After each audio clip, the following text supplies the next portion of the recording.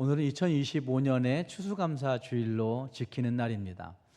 추수감사주일 하면 도대체 뭐 하는 것일까 하는 생각들을 젊은 층으로 내려갈수록 할 겁니다. 도대체 추수감사절이 오늘날 나에게는 어떤 의미가 있느냐, 도대체 뭐 때문에 교회가 추수감사절을 지키는가, 이런 생각들을 해볼 수 있다는 말입니다. 물론 구약에 나오고 있는 맥추절, 수장절 이런 것 절기들을 통하여서 하나님이 우리에게 모든 것 주셨음을 감사하는 그러한 절인 것을 어렴풋이 알고 있지만, 그래도 오늘 우리 사회에서는, 이 산업사회에서는 나는 추수감사절과 별로 관계없는 것 같은데 라는 생각을 가지는 사람들도 많이 있을 거라는 말입니다. 그러나 분명히 추수감사주일은 하나님이 한 해 동안에 베푸신 은혜들을 헤아려 볼 수 있는 좋은 기회가 될 것입니다. 하나님이 우리에게 베푸신 그 은혜들, 하나님이 내게 허락하신 그 많은 도움들, 하나님이 내게 내 마음들을 주관하신 그 모든 지혜와 능력들을 헤아려 볼 수 있는 좋은 기회가 된다는 말입니다.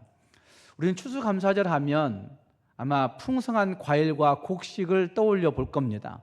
그래서 이렇게 추수감사주일 때면 이렇게 아름답게 풍성하게 과일과 그리고 곡식들을, 채소들을 올려서 추수감사주일이구나, 풍성하구나, 이런 생각들을 갖게 만들고 있는 것 같습니다. 그리고 추수감사주일 하면 우리는 따뜻한 가정을 떠올려 볼 수 있을 겁니다. 그리고 감사의 찬양을, 오늘 찬양대가 부른 찬양과 같은 감사의 찬양을 떠올려 볼 것입니다. 우리가 받은 복들을 세어보고 헤아려 보는 일들이 매우 귀한 일이라 할 수 있다는 말입니다. 그런데 여기서 한 가지 생각해 볼 수 있는 것은, 우리가 만약 내가 가진 것들에만 의존하고 있다고 한다면, 우리의 감사가, 우리의 기쁨이 우리에게 주어진 이 물질들, 내게 주어진 이 물질들에만 의존하고 있다고 한다면, 또 내가 가진 그 욕구가 해결되는 것, 내 욕망이 이루어지는 것, 그것들에만 의존되어 있다고 한다면 아마 그 감사는 반쪽짜리 감사라고 말할 수 있을 것입니다. 우리가 가진 것들이, 내 욕망들이 이루어지지 않고 우리가 가진 것들이 사라지는 그 순간에 우리의 감사도 없어질 것이기 때문입니다. 미국의 16대 대통령 링컨 때에 미국은 추수감사절을 국경일로 지켰다고 합니다. 그런데 그 국경일로 지키게 된 일들이 1863년에 그 링컨이 우리가 이제 11월 마지막 주 목요일을 추수감사절로 지키자라고 선포했다고 합니다. 그래서 1863년에 그들은 추수감사절을 평일에 지키는 거예요.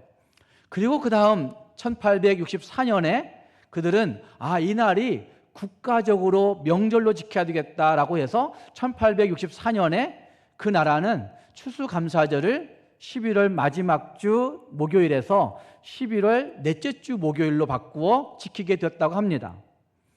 그런데 문제는 1861년부터 1865년까지 미국은 남북전쟁이라고 하는 엄청난 전쟁을 치렀습니다. 자기 민족 안에서 남과 북이 나누어 전쟁을 치렀습니다. 흑인과 백인이 나누어져 전쟁을 치렀습니다. 수많은 젊은이들이 죽었고, 수많은 사람들이 갈등의 한복판에 들어가게 되었습니다.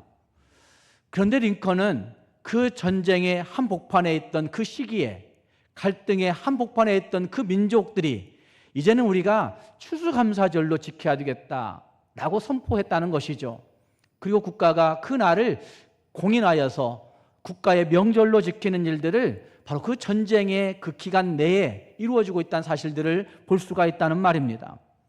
풍요로움, 감사로 하나님 앞에 결과적으로 추수감사절을 지킨 것이 아니라, 그들에게 고통이 있고 갈등이 있고 어려움이 있고 시험이 있지만, 그러나 그 고통 가운데서 이겨낼 힘 주실 하나님을 기대하며, 힘 주신 하나님을 찬송하며 추수감사절로 지켰다는 사실들을 볼 수가 있다는 말입니다.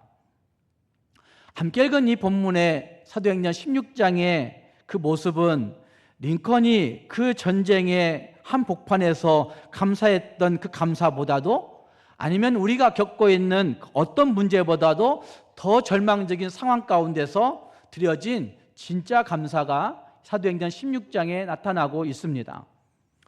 이것은 한밤중에 한밤중에 감옥에서 올려진 감사의 제목이 거기에 나타나고 있는 것입니다.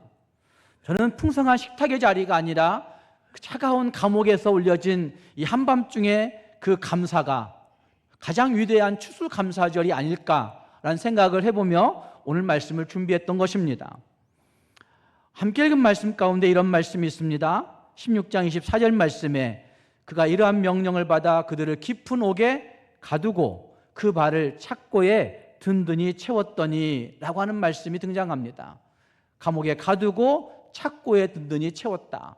착고라고 하는 말은 LAB 주석에 의한다고 한다면 단순히 발을 묶어놓는 어떤 도구가 아니라 두 다리를, 양 다리를 활짝 벌려서 그 다리를 고정시킴으로 말미암아 그 고통을 주는 고문의 기구가 착고였다고 합니다.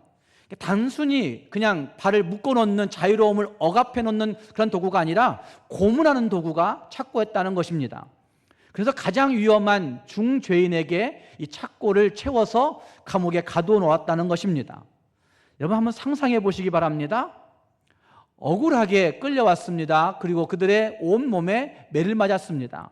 그리고 피가 나오고 진물이 나오는 그런 상황 가운데 발은 착고에 묶여서 고문 기구에 묶어 놓아서 밤중에 정말 아픈 곳들이 온몸이 아프는 그런 신음이 있는 그런 상태에서 그들은 두려움이 있었을 것입니다. 사방에 칠흑 같은 두려움이 있었던 그런 상황에서 그들은 감사할 이유가 과연 있었겠습니까? 무엇 때문에 감사를 외칠 수 있었겠습니까? 아마 감사할 이유는 단 한 가지도 없었던 상황이 아마 그 상황이었을 것이라 하는 것입니다. 그래서 링컨 대통령이 경험했던 남북 정전보다 더 절박하고 오늘날 우리가 경제적 문제나 어떤 건강의 문제나 자녀의 문제나 어떤 문제든지 더 절망적인 현실이 사도행전 16장의 현실이라 할 수 있다는 말입니다. 더더욱 생각해 보시면 사도행전 16장의 말씀은 사도 바울이 1차 전도여행을 마치고 하나님이 전도여행에 주셨던 결과물들을 가지고 계속해서 전도를 하려고 했는데 하나님이 계속해서 길을 막으시는 거예요. 길을 막고 밤에 환상 중에 나타나 마게도냐로 건너가 도우라라고 환상을 보고 마게도냐로 건너가서 유럽의 첫 도시 빌립보성에 들어간 겁니다. 그리고 빌립보성에 들어가 처음 전도한 겁니다. 전도라기보다는 그냥 그 귀신 들린 여종을 고쳐준 것밖에 없었습니다. 그런데 그들은 그것 때문에 감옥에 갇히게 된 것이에요. 하나님이 가게 하셔서 하나님이 계속해서 막으셔서 하나님이 인도해 주셔서 여기까지 왔는데 그곳에 자기들의 목숨이 강탈당할 수 있는 위협 가운데 있는 이 두려움, 이 한밤중에 어떻게 감사를 할 수 있었겠습니까? 고통스러운 신음이 나와야 되고 아마 하나님을 향한 원망과 불평과 두려움이 그들의 모습이어야 적당했다는 말입니다. 그런데 함께 읽은 말씀 가운데 그들은 한밤중에 감사를 찬송으로 선택하고 있는 모습이 등장하고 있습니다. 저는 이 25절 말씀이 그 성경의 역사 중에서 가장 위대한 반전의 모습을 보여주고 있는 또 하나의 모습이라고 저는 생각합니다. 25절 말씀이 그렇게 말합니다. 한밤중쯤 되어 바울과 실라가 기도하고 하나님을 찬미하며 라고 말합니다. 하필이면 한밤중에 이렇게 찬송했을 것일까? 한밤중쯤 되어서 찬송합니다. 원망 대신 기도를 선택한 것이고 신음하는 고통 대신 찬송을 선택하고 있는 모습이 거기에 나타나고 있습니다. 이것은 그들이 고통을 느끼지 못했기 때문에가 아닐 것입니다. 왜 몰랐겠습니까? 그 피가 나오는 그 몸체가 진물이 나는 그런 고통을 못 느끼는 바보는 아니었을 것이란 말입니다. 급하게 진행된 일들이 자기들에게 더욱더 불합리하겠구나, 불리하겠구나 라고 한 상황을 판단하지 못해서가 아니었을 것입니다. 아니면 그들이 성령의 인도하심을 받아 성령에 따라 살아간 사람들이기 때문에 우리보다는 조금 더 강한 초인적 능력, 초자연적 능력이 있어서 그렇게 한 것도 아닐 것입니다. 데이비드 폴리슨 교수는 사도행전 16장의 말을 이렇게 설교합니다. 하나님의 사랑의 손길 안에서 슬픔과 고난이 가장 위대하고 파괴될 수 없는 기쁨으로 들어가는 문이 된 것을 증거하고 있다고 그렇게 해석하고 있는 걸 볼 수가 있습니다. 하나님의 사랑의 손길 안에서 그들이 겪고 있는 슬픔과 아픔과 고난이 가장 위대하고 파괴될 수 없는 기쁨으로 들어가는 문이 되어 있다고 그렇게 해석한다는 말입니다. 우리는 고통을 억지로 부정하는 값싼 감사에 익숙해져 있을 때가 있습니다. 그래도 내가 교회에 오랫동안 다닌 사람인데 라고 하는 생각 때문에 내게 닥치고 있는 고통을, 내게 닥치고 있는 환난을, 내게도 닥치고 있는 어떤 시험들을 그냥 부정하고 그냥 억지로 긍정적인 것처럼 값싼 감사의 모습을 흉내낼 때가 있다는 말입니다. 그러나 여기는 그런 모습이 아니라 고통과 슬픔을 정직하게 인정하면서도 하나님 그 안에서 역사하시는, 그 고통 안에서 역사하시는 하나님의 그 섭리와 그 사랑을 정직하게 신뢰하면서 정직하게 감사하고 있는 그 모습이 여기에 나타나고 있는 것입니다. 바울과 실라의 감사는 하나님 앞에, 하나님 안에 있는, 하나님 사랑의 손길 안에 있는 정말 기쁨이라고 말할 수가 있을 것입니다. 그들은 피 흘리는 상처의 고통을 분명히 느꼈지만 그 고통보다 크신 하나님의 주권을 신뢰하기로 결단하고 있는 것입니다. 어쩌면 그들 안에 이런 불만이 있었을 수도 있습니다. 하나님, 왜 우리를 하필이면 이 빌립보로 보내셨습니까? 하나님, 우리는 아시아에 머물기를 원했는데 하필이면 왜 이 유럽으로 그렇게 힘들게 가게 하셨습니까? 이렇게 탄식할 수도 있었을 것입니다. 하필이면 그 귀신 들린 그 사람을 왜 우리가 고칠 수 있게 하셨습니까? 이렇게 탄식할 수도 있었을 것입니다. 하나님, 왜 하필이면 이러면서 불평하고 원망할 수 있는 일들이 얼마든지 있을 수 있었다는 말입니다. 그러나 그들은 그 탄식, 그 신음 대신에 찬양하고 있는 모습을 선택하고 있는 것입니다. 웨스트민스터 신학교 출신인 브라이언 피터슨 목사가 이 부분을 추석하는 설교를 그 웨스트민스터에 실었는데 거기에 보면 이렇게 얘기합니다. 불의에 직면하여 하나님의 종이 된 특권을 찬송하는 것이다 라고 그렇게 해석하고 있습니다. 불의에 직면하여 하나님의 종이 된 특권을 찬송하고 있는 모습이라고 그렇게 이야기합니다. 그들은 이런 고난을 당하면서까지, 이런 억울한 고통을 당하면서까지 내가 하나님의 종 되어 복음을 증거하게 되었구나, 이 종된 특권이 감사하구나, 이렇게 외치고 있다는 말입니다.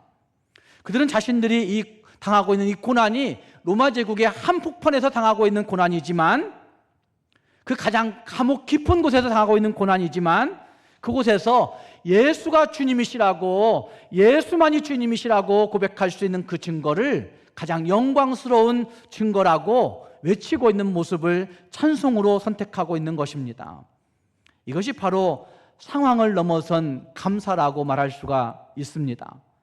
사랑하는 여러분, 우리에게 닥치고 있는 여러 가지 어려운 일들이 한밤중과 같은 고통들이 우리에게 다가올 수 있지 않겠습니까?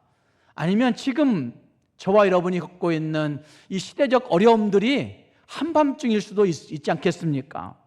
아니면 개인적인 어려움들이, 질병의 어려움들이, 경제적 어려움들이 한밤중이라고 말할 수 있는 형편 가운데 처하신 분들도 있을 수 있습니다. 그러나 한밤중쯤 되어 감사로 하나님을 찬송하는 것을 선택하고 있는 이 바울과 실라의 모습, 이것이 우리의 모델이 되어야 된다고 할 수 있습니다. 우리 모두가 그 고난의 한복판에서 한밤중에 하나님을 찬송하기로 선택하였던 바울과 실라처럼 그 불의와 그 고통에 직면할지라도 하나님의 종된 것으로 하나님이 주인 되심을 확신하면서 찬송을 선택할 수 있는 우리 모두가 될 수 있기를 주님의 이름으로 축복합니다. 두 번째, 한밤중의 감사는 강력한 증거가 되고 있는 것을 볼 수가 있습니다. 함께 읽은 말씀 25절 말씀은 이렇게 말씀합니다. 한밤중에 바울과 실라가 기도하고 하나님을 찬송하며 누가 듣습니까? 죄수들이 듣더라 라고 말씀하고 있습니다. 한밤중의 감사는 홀로 묵상하는 그런 묵상이 아니었습니다. 한밤중의 감사는 혼자 그냥 독백하는 것이 아니었다는 말입니다. 죄수들이 듣더라 라고 하는 말씀이 저는 이 본문 안에서 가장 중요한 전환점을 이루고 있는 부분이라고 저는 생각합니다. 듣더라 라고 하는 헬라어는 에페크로온토라고 하는 헬라어인데, 그거는 스쳐 지나가면서 듣는 들음이 아닙니다. 그냥 세상에 많은 소리를 우리는 스쳐 지나가며 듣습니다. 아마 지금 여러분들이 예배 안에 나와 있지만 이 설교 소리 말고도 여러분들 귀에 스쳐가는 소리들이 분명히 있을 겁니다. 꼭 들려오는 것뿐만 아니라 들린다고 느끼고 있는 소리들이, 마음의 소리들이 분명히 있을 거란 말입니다. 에페크로온토는 스쳐 지나가는 그런 들림의 소리를 이야기하고 있는 것이 아닙니다. 이 단어는 넋을 읽고 듣는 것입니다. 완전히 매료되어 듣고 있는 것입니다. 집중하여 귀를 쫑긋하여 세우고 있는 그런 들음을 말하고 있습니다. 여러분 생각해 보십시오. 그 감옥에 갇혀있던 사람들, 사도 바울과 실라가 감옥 깊은 곳에 갇혔고, 감옥 깊은 곳에 갇혔을 뿐만 아니라 중죄인들이 고문당하는 기구로 착고에 채워서 갇히고 있는 그 장소라고 한다면, 아마 그 장소는 정말 희망이 없는 사람들이 갇혀있는, 그런 중죄인들이 갇혀있는 장소였을 것입니다. 아마 그 찬송 소리를 듣는 사람들은 정말 절망할 수밖에 없는 그런 감옥 가운데 있는 사람들의 모습이었을 것이란 말입니다. 그들의 삶에는 원망과 저주가 일상이 되었을 것이고, 그들의 삶에는 욕설과 그 절망 외에는 그들의 마음 가운데 간직할 수 있는 것이 아무것도 없는 그런 상황들에 처한 사람들이 그곳에 갇혀 있어서 그들이 이 소리를 듣고 있는 겁니다. 이 찬송을 듣고 있는 겁니다. 아마 방금 들어온 그 사람들은 죽도록 매맞고 들어와서 몸을 가눌 수도 없는데도 불구하고 착고에 채워버립니다. 그 모습 보면서 저 사람들은 정말 중죄인인가 봐, 정말 죽을 죄인들인가 봐, 이렇게 생각했을 것입니다.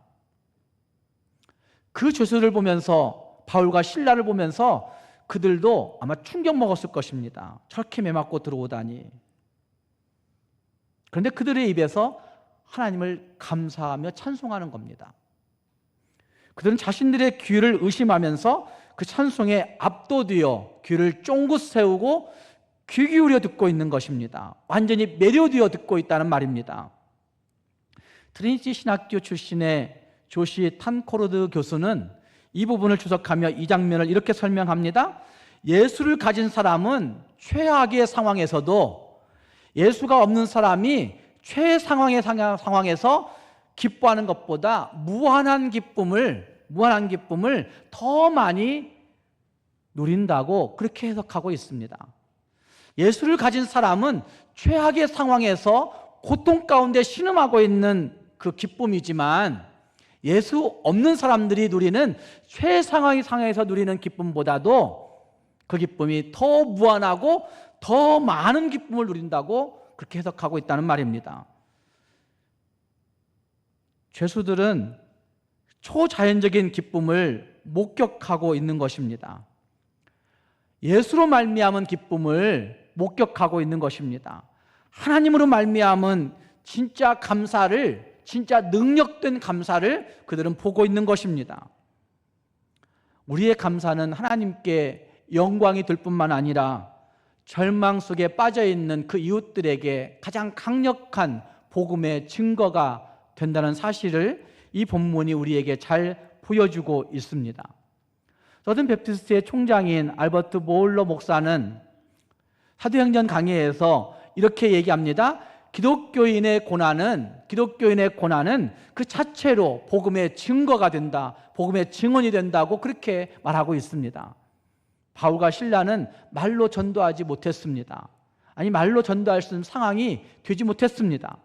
그들은 묶인 발과 피 흘리는 그 온 몸으로 그들의 상황 속에서 한밤중의 감사로 옥에 갇힌 모든 영혼들에게 복음을 증거하고 있는 것입니다. 사랑하는 여러분, 우리의 삶은 어떠한지 한번 돌아볼 수 있기를 바랍니다.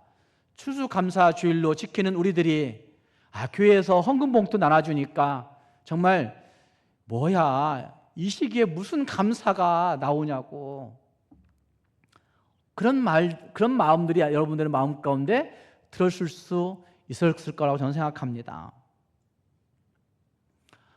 아시면 왜 감사해야 되는지, 왜 우리가 기뻐해야 되는지, 뭐 때문에 하나님 앞에 정말 감사의 제목으로 아뢰야 되는지 알지 못하기 때문에 우리는 한밤중에 빠져들 때에는 더 감사하지 못하게 되는 것이죠. 그러나 세상은 우리의 풍요가 아니라 우리의 고난받는 모습을 주목할 것입니다. 우리가 예기치 못한 질병 가운데 어떤 믿음을 가지고 있는가 하는 것들을 주목할 것입니다. 예수 믿고 있는 그리스도인들이 우리가 겪고 있는 많은 관계의 갈등 속에서, 어쩌면 재정적인 어려움 속에서, 우리가 겪고 있는 여러 가지 혼돈스러운 그 일들 속에서 과연 한밤중이라고 얘기할 수 있는 그 어려움 가운데 처할 때 저 그리스도인들은 도대체 어떤 태도를, 어떤 모양을, 어떤 말들을 하고 있는지 아마 세상은 우리들의 모습을 주목할 것입니다. 풍요로움 속에서 주목하는 것이 아니라 우리가 고난당할 때 우리가 어떤 태도를 보이는지를 그들은 볼 것이라는 말입니다. 사랑하는 여러분, 예기치 못한 어려움들 속에 우리는 어떤 태도를, 어떤 모양을 보여내셨습니까? 정말 억울한 오해와 어떤 실수와 실패와 그 어려움과 연약함 속에서 우리는 어떤 태도들을 보이며 살고 계십니까? 우리 입에서 한밤중을 만났을 때, 정말 칠흑같이 어두운 한밤중에 처하였을 때 우리는 우리들의 입술을 통해서 무슨 말들을 터뜨리며 나왔습니까? 우리의 그 말들이 절망한 이웃들이 집중하며 들을 만한 어떤 것이 되어 있었는가 한번 생각해 보자는 말입니다. 하나님 앞에 우리 모습들을 돌아보면서 정말 우리의 모든 상황 가운데 한밤중이라 할지라도 감사로 나아가 그것이 가장 복음의 능력되는 것을 경험할 수 있는 복음의 증거자들이 될 수 있기를 주님의 이름으로 축복합니다.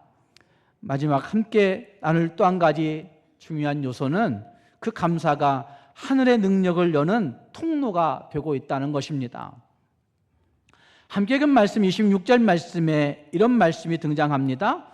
이에 갑자기 큰 지진이 나서 옥토가 움직이고 문이 곧 다 열리며 모든 사람의 매인 것이 다 벗어진지라 라고 말씀합니다. 한밤중에 감사가 선포되었을 때, 한밤중에 감사가 나타났을 때, 기도가 찬송으로 선포되었을 때 어떤 일이 일어나는가? 26절은 세 가지로 나누어 말합니다. 옥토가 움직였다고 얘기합니다. 옥토가 움직였다. 큰 지진이 나서 옥토가 움직였다. 여러분, 이 옥토의 이야기를 잘 생각해 보십시오. 세상이 가지고 있는 기초적인 그 터전이 그곳일 것입니다. 아니면 그 옥토는, 그 감옥은 그냥 감옥이 아니었지 않습니까? 죽은 죄인들을 가두는 감옥이라고 얘기할 때 어쩌면 죄의 결과물들이 그 옥토라고도 말할 수가 있을 것입니다. 그런데 찬송이 선포될 때, 감사가 선포될 때 그 옥토가 흔들리는 겁니다. 옥토가 움직이는 것입니다. 죄책으로 말미암아, 죄의 결과물들로 말미암아 허우적거리고 있는 그 터전이 흔들리고 있는 모습, 움직이고 있는 모습을 묘사하고 있는 것이죠.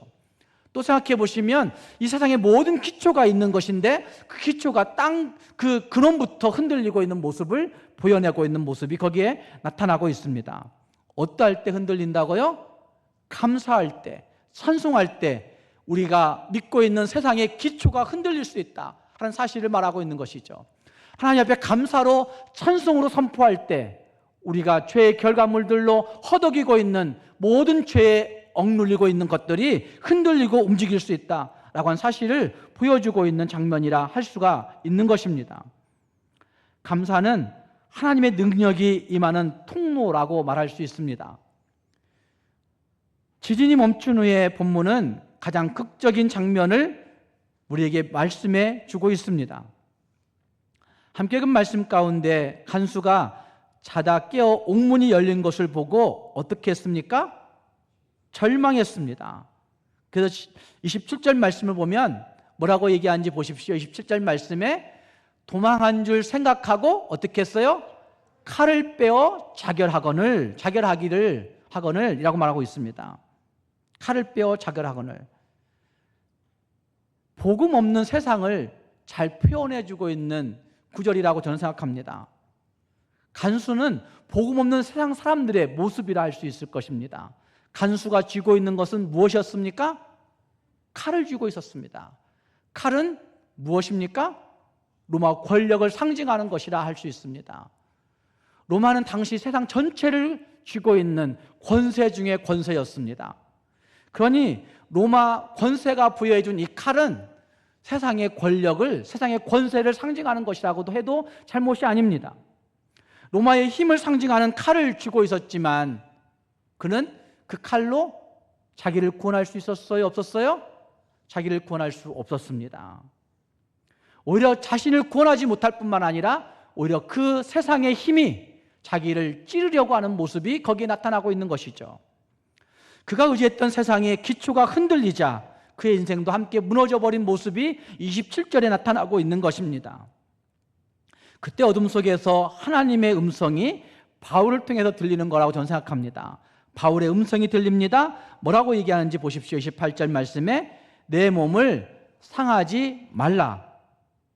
뭐라고 얘기합니까? 그 다음 우리가 다 여기 있노라 라고 말하고 있습니다. 그 말을 듣고 간수는 등불을 들고 뛰어 들어가서 그들 앞에 엎드렸다고 말하고 있습니다. 그리고 그는 인생의 가장 중요한 질문을 바울과 실라에게 던집니다. 30절 말씀에 묻고 있습니다. 선생들아 내가 어떻게 하여야 무엇을? 구원을 얻으리이까? 이 칼만 쥐고 있으면 내가 구원받을 줄 알았는데, 이 칼만 쥐고 있으면 모든 것이 안전할 줄 알았는데 이 칼이 나를 해치려고 하다니 라고 한 탄식 가운데서 선생들아 내가 어떻게 해야 구원을 얻을 수 있겠느냐고 묻고 있습니다. 어쩌면 이 질문은 지진이 무서워서가 아닐 것입니다. 옥문이 열렸는데도 불구하고 도망가지 않고 그 고통 속에서 기도하며 찬송을 부르고 있는, 자신을 죽이려 했던 간수, 자신들을 죽이려 했던 그 간수의 생명까지도 구해주고 있는 저들의 다름을 보고 있는 것입니다. 세상과 다른 가치를 가지고 살아가는 그리스도인의 모습을 보고 있는 것입니다. 세상의 힘과는 다른 예수의 힘을 따르고 있는 사람들의 모습을 보고 있는 것입니다. 그래서 그들 앞에 선생들이여 내가 어떻게 하여야 구원을 받을 수 있겠습니까? 라고 묻고 있는 것입니다. 그는 자신이 가진 모든 것, 자신의 힘, 자신의 직업, 자신의 칼, 자신의 능력, 자신의 권세, 이것이 자신을 구원할 수 없음을 깨닫고 그들이 가지고 있는 자유의 근원, 바울과 실라가 가지고 있는 그 행복의 비결, 그들이 가지고 있는 진짜 구원의 비결을 배우고자 묻고 있는 것입니다. 이 물음에 바울은 위대한 답을 하고 있습니다. 31절 말씀에 우리가 잘 알고 있는 말씀인데 같이 읽겠습니다. 주 예수를 믿으라 그리하면 너와 내 집이 구원을 받으리라 라고 외치고 있습니다. 주 예수를 믿으라 그리하면 너와 내 집이 구원을 받으리라 라고 말씀하고 있습니다. 간수는 무엇을 해야 구원받을 수 있느냐 행위를 묻고 있는데 바울은 주 예수를 믿으라 라고 그렇게 답하고 있습니다. 예수를 믿는 것, 그 신뢰로 답하고 있다는 말입니다. 구원은 우리의 행위가 아닙니다. 주님의 은혜를 신뢰함으로 받는 것이 구원입니다. 여기서 믿으라라고 하는 헬라어 피스티오라고 하는 단어는 단순히 내가 믿는 지적 동의를 의미하는 것이 아닙니다. 나는 믿고 있어요. 마음으로 다 믿고 있다니까요 라고 하는 분들이 있어요. 언젠가는 믿으니까 교회 나올 거예요. 지적 동의를 이야기하고 있는 것이 아닙니다. 이 피스티오라고 하는 단어는 회개와 겸손을 전제로 그 신뢰에 기반한 행동을 하는 것까지를 의미하고 있는 단어가 피스티오라고 하는 단어입니다. 그래서 이 말은 전인격적인 신뢰를 얘기하고 있는 겁니다. 전인격이 신뢰한다는 얘기는, 전인격이라고 얘기하는 것은 우리의 영혼과 우리의 생각과 우리의 뇌와 우리의 마음과 우리의 육체와 우리의 행동 전체를 일컬어 전인격이라고 얘기할 수가 있는 것입니다. 전인격적인 신뢰라고 얘기하는 그 신뢰는 바로 우리의 마음만 움직이는 것 아니라, 우리의 영혼만 믿는 것이 아니라, 우리의 생각만 믿는 것이 아니라, 우리의 행동으로, 우리의 입으로, 우리의 말로, 우리의 발로, 우리의 손으로 믿는 그 믿음까지를 의미하고 있는 것이 믿음이라고 얘기할 수 있다는 말입니다. 그는 더 이상 간수가 아니라 종이 되어 있는 모습을 그 다음 말씀에서 보여내고 있습니다. 간수의 믿음은 즉각적인 그 믿음을, 주 예수를 믿으라라고 권면한 그 말을 듣고 그 믿음으로 즉각적으로 행동하는 믿음을 갖고 있습니다. 33절 말씀에서 이렇게 말씀하고 있습니다. 33절 말씀에 밤 그 시에 간수가 그들을 데려다가 그 맞은 자리를 씻기고, 33절 말씀을 보시면 그렇게 말씀합니다. 그 밤 그 시각에 라고 말하고 있습니다. 그 밤 그 시각이라고 하는 말은 즉시로 하는 것을 말하고 있습니다. 즉시 변화된 모습이 거기에 나타나고 있는 거죠. 더 이상 죄인들을 다루는 간수가 아니라, 더 이상 세상의 힘을 가지고 사람들을 통제하려고 하는 간수가 아니라 예수 그리스도의 종이 되어 섬기는 모습으로 나타나고 있다는 말입니다. 자신을 고통스럽게 하던 죄수의 상처를 씻기는 섬김의 행동으로 그의 믿음을 증명해내고 있다는 말입니다. 그리고 그 다음 34절 말씀은 그들을 데리고 자기 집에 올라가 음식 차려주고 그와 온 집안이 하나님을 믿었으므로 어떻게 했을까요? 크게 기뻐하니라. 크게 무엇하니라? 기뻐하니라. 죽음의 절망이 가득했던 그 사람, 죽음의 절망이 가득했던 그 집, 자결을 시도할 정도였으니까 세상에는 희망이 없구나, 난 더 이상 희망이 없는 사람이구나 라고 생각하면서 그 힘으로 자기를 죽이려고 했던 그 사람이 이제는 온 가족이 구원받고 기뻐하는 기쁨의 잔치, 진짜 감사의 축제가 열리고 있는 것입니다. 이것이 바로 간수의 집에서 그 한밤중에 드리는 진정한 추수감사절이라고 말할 수가 있는 것입니다. 사랑하는 여러분, 오늘 여러분의 한밤중은 어디인지 생각해 볼 수 있기를 바랍니다. 여러분의 발을 든든히 채우고 있는 착고는 과연 무엇인지, 우리의 생각을, 우리의 발을, 우리의 마음을, 우리의 손을 정말 옴짝달짝 할 수 없도록 세상이라고 하는 권세가 채우고 있는 착고는 도대체 무엇인지 한번 생각해 볼 수 있기를 바랍니다.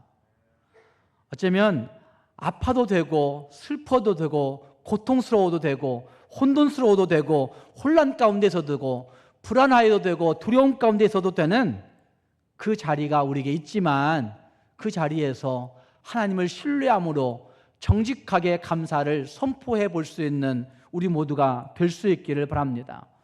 우리의 마음에서, 우리의 온 입에서 터져나오는 그 한밤중의 찬송을 여러분의 주변의 자녀들이 들을 수 있습니다.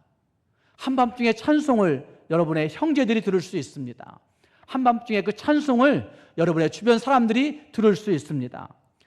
여러분의 그 찬송을, 한밤중의 찬송을 들은다고 한다면 그것은 복음의 가장 강력한 증거가 될 수 있다는 사실들을 기억하면서 이제는 한밤중의 찬송으로, 한밤중의 감사로 선택할 수 있는 저와 여러분이 되어서 매일매일이 크게 기뻐하는 추수감사절, 크게 기뻐하는 감사절이 될 수 있기를 주님의 이름으로 축복합니다. 기도하겠습니다.